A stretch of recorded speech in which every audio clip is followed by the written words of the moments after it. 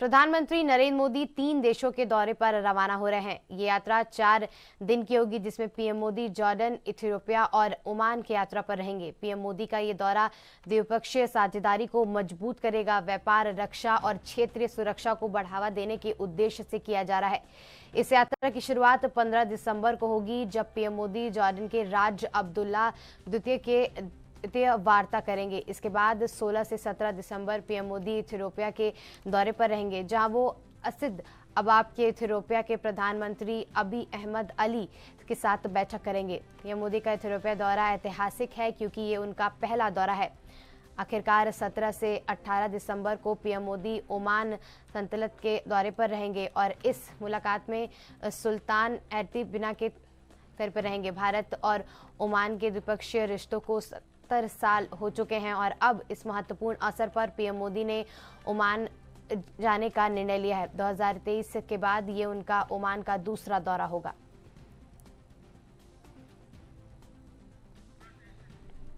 और आपको बता दें, प्रधानमंत्री नरेंद्र मोदी 3 दिन के दौरे पर हैं, जिसमें प्रधानमंत्री नरेंद्र मोदी जॉर्डन, इथियोपिया और ओमान की यात्रा पर रहेंगे।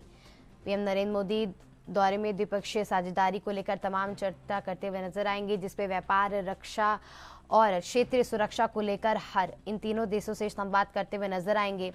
और इसकी शुरुआत 15 दिसंबर को होगी, जब पीएम मोदी जॉर्डन जाएंगे, जहां वो राज अब्दुल्ला से द्वितीय द्विपक्षीय वार्ता करेंगे, जिसको लेकर वो व्यापार और रक्षा समेत तमाम मुद्दों पर चर्चा करते हुए नजर आएंगे।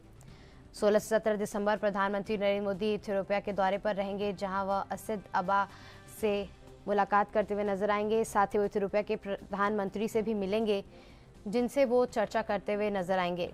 पीएम मोदी इथियोपिया का दौरे पर जा रहे हैं, ये बहुत ही ऐतिहासिक बात है, क्योंकि ये उनका इथियोपिया का पहला दौरा है। इससे पहले पीएम मोदी कभी इथियोपिया नहीं गए और अब ये दौरा उनका इथियोपिया का होने जा रहा है, जो कि अंतर्राष्ट्रीय संबंधों को लेकर बहुत ही महत्वपूर्ण साबित होने वाला है, क्योंकि तमाम चर्चाएं प्रधानमंत्री नरेंद्र मोदी इथियोपिया के आला कमानों के साथ करते हुए नजर आएंगे, जिससे दोनों देशों के संबंध पे असर पड़ेगा।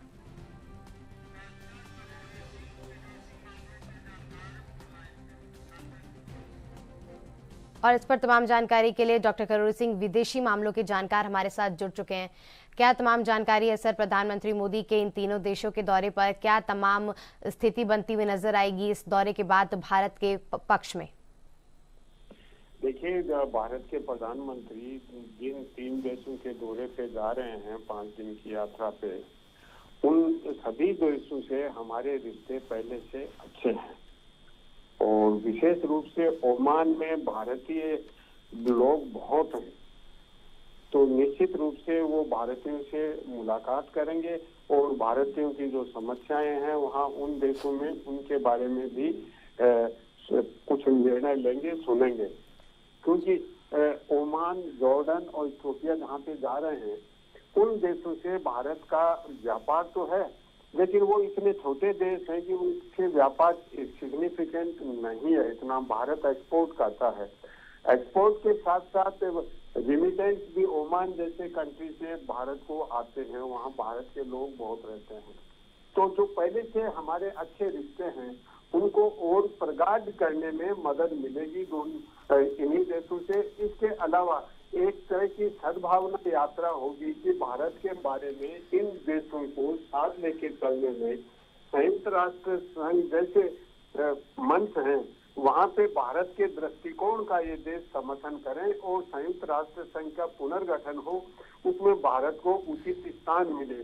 तो इसमें देखिए, व्यापारिक दृष्टि से उतना इम्पोर्टेंट नहीं है, लेकिन एक सद्भावना की दृष्टि से, भारत के प्रभाव की दृष्टि से तीनों देशों की यात्रा बड़ी महत्वपूर्ण है। जी मैं सर, तो क्या तमाम स्थिति बनते हुए नजर आ रही है कि प्रधानमंत्री मोदी के दौरे के बाद क्या जो तमाम फायदे हैं वो भारत को होते हुए नजर आएंगे? और अलग अलग इन 3 देशों की बात करें तो किन किन चीजों पर चर्चा होती हुई नजर आएगी, जिसपे भारत के लिए सीधा सीधा फायदा होगा? देखिए, व्यापार पे निश्चित रूप से बात होगी और किस तरह से और सहयोग बढ़ाया जाए। तो भारत देखिए, इनमें सभी में देशों में एक्सपोर्ट करता है।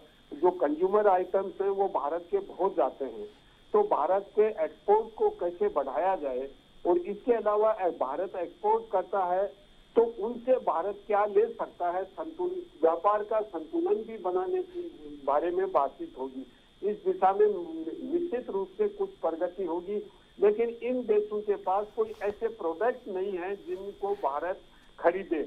लेकिन भारतीयों के जो वहां रहते हैं उनकी जो समस्याएं हैं और उनको अधिक सुविधाएं कैसे मिले, उनके साथ कोई डिस्क्रिमिनेशन न हो, समानता का बर्ताव हो, इस तरह की बातें होंगी और भारतीय समुदाय है उसका थोड़ा सा एनकरेजमेंट मिलेगा। तो वो भी ये सोचेंगे कि हम इस हमारे देश के नेता हैं वो हमारा ख्याल करते हैं, तो वो जो भारतीय वहाँ रह रहे हैं वो निश्चित रूप से प्रोत्साहित फील करके और भारत के प्रति अपना और अधिक सकारात्मक रुख अपना के रिमिटेंस बढ़ सकता है भारत का। और व्यापार को संतुलन को लेके मेरे को लगता नहीं कि बहुत ज्यादा प्रगति होगी, क्योंकि इन तीनों ही देशों के पास इस तरह के उत्पाद नहीं है जिनको भारत खरीदे। हाँ, निश्चित रूप से तेल की बात जरूरी है, भारत की एनर्जी रिक्वायरमेंट के लिए ये महत्वपूर्ण है। जी मैम। तमाम जानकारी के लिए आपका बहुत बहुत शुक्रिया सर।